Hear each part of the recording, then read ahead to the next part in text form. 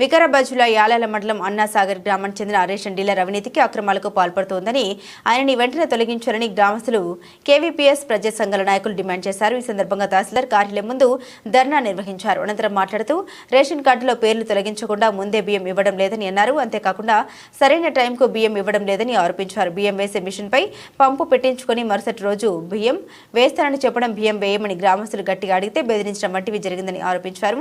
ఈ కార్యక్రమంలో కేవీపీఎస్ జిల్లా ప్రధాన కార్యదర్శి గ్రామస్తులు పాల్గొన్నారు.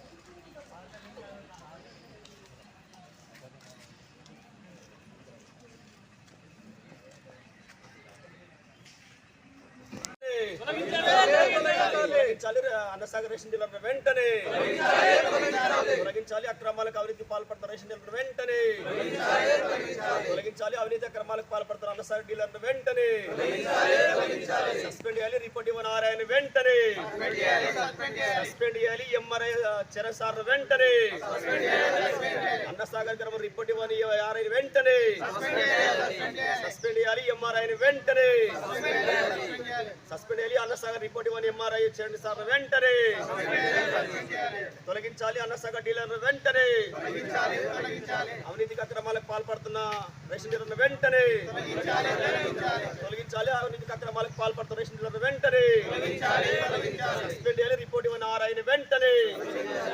శైలేజ్ అని ఒక అమ్మాయి రేషన్ కార్డు సంబంధించింది. ఈమె మ్యారేజ్ అయిపోయింది అని ఈమెకి మ్యారేజ్ వెళ్ళిపోయింది. ఆమె ఆయన పురుషుల పేరు ఉన్నది.